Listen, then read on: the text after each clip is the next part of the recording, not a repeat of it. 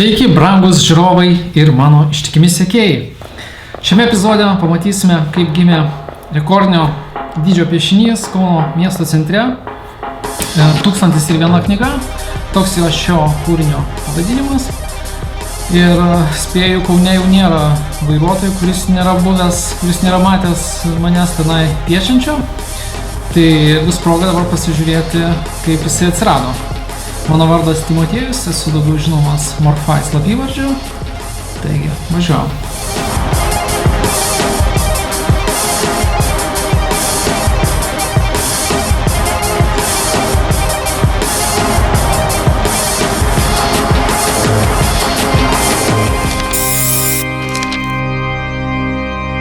O štai čia aš turiu tokį seną straipsniuką prieš istorinį.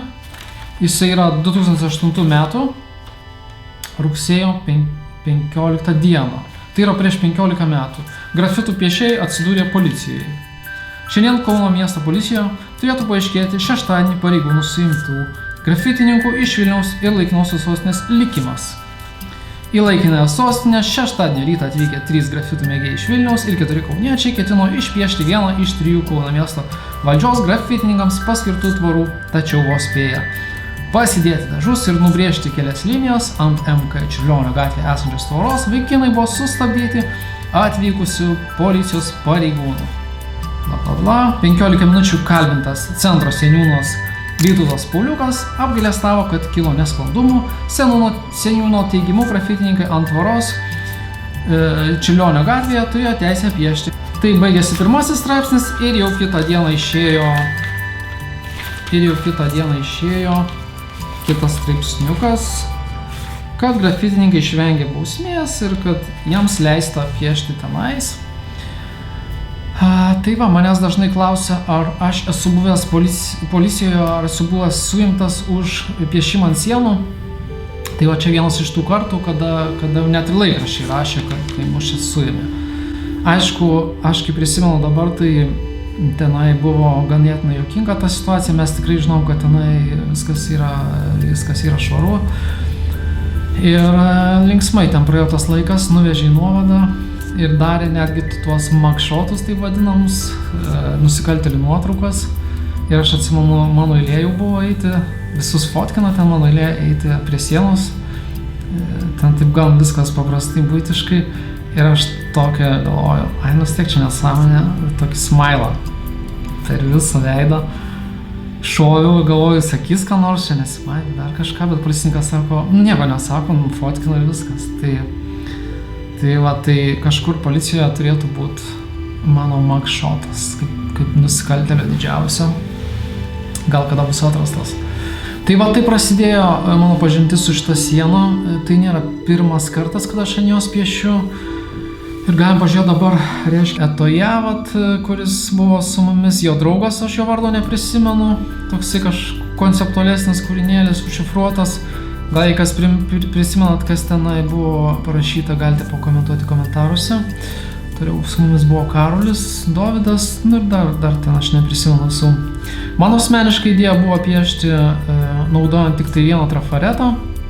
Jie atkartojant daug kartų. Čia matome dar visiškai pilkos tos sienos, naujos, dar keli tik tai nušmurgę tagai yra ant jų. Tai va, šviežia viskas dar. Aš kažkodėl vienintelis toje išorinėje pusėje piešiau, nors ten kaip ir geriausia vieta, nes geriausiai matos nuo gatvės. Tai va, paskiau toje pačioje vietoje nupiešiau tokį NO, N ir O, kur kartu gaunasi ir kaip kryžius, toks man simboliškas atrodė ir man patinka kryžiai kažkodėl. Dar tokį šunį čia nupiešiau, nelabai gal mano tipinis piešinys.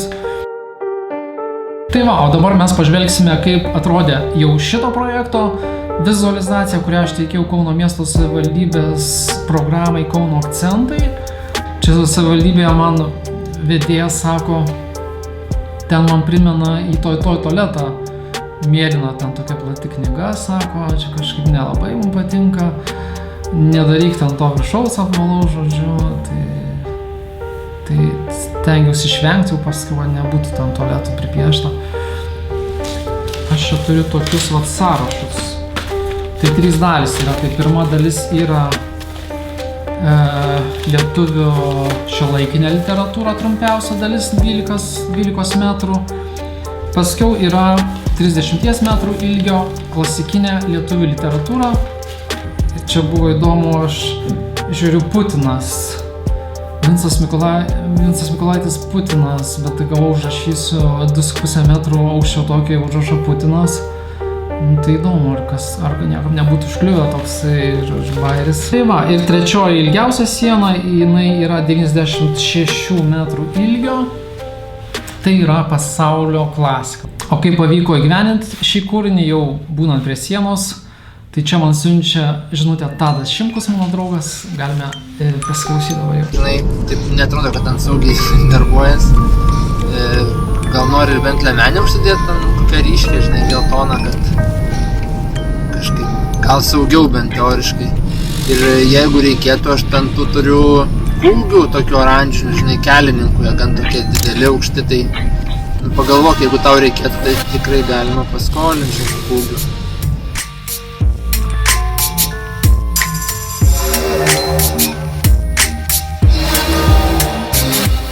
Tai va toks va darbas 1 metro juostoje, tokiam koridoriui kaip ir atsitraukimo visiškai nėra. Tai toks va buvo gal didžiausias iššūkis šitam darbe, kad labai nesaugi ta vieta iš tikro ir vienas netidus žingsnis ar kas ir gali iš karto nuslysti tiesiai ant gatvės.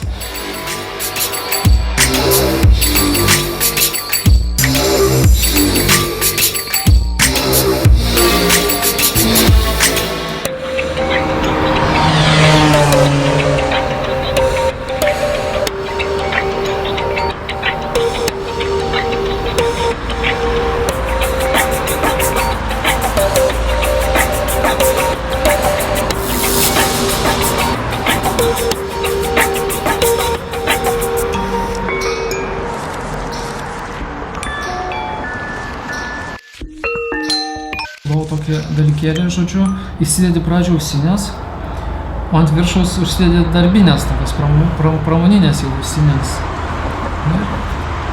Labai neblogai izoliuoja.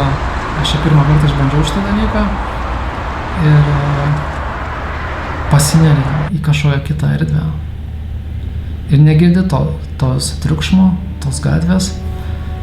Ir sau dirbi, 1 diena, 2 dienos, taip ir eina. Čia kažkaip tą dviratį pastatė kažkas, man jisai taip gražiai čia dabar įsipaišo, pažiūrim iš toliau. Žalia su žaliu čia kažkaip taip gerai sudėrėjo, dar tie lapai.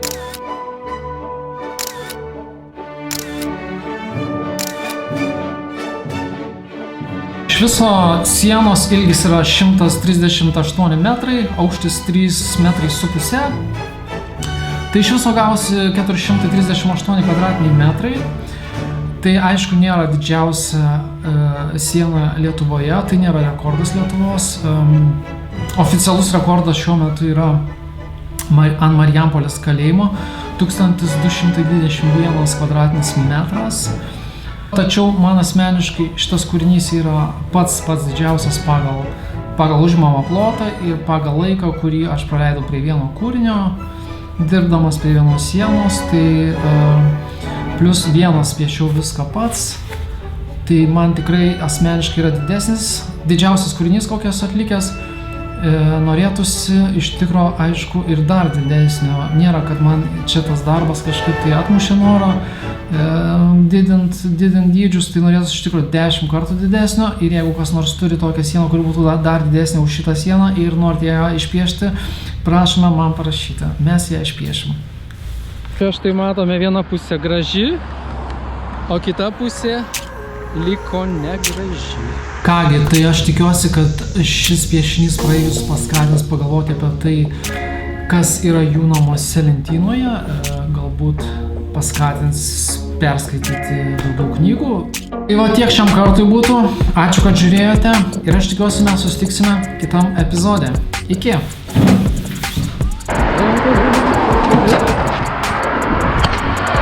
Kas čia vyksta?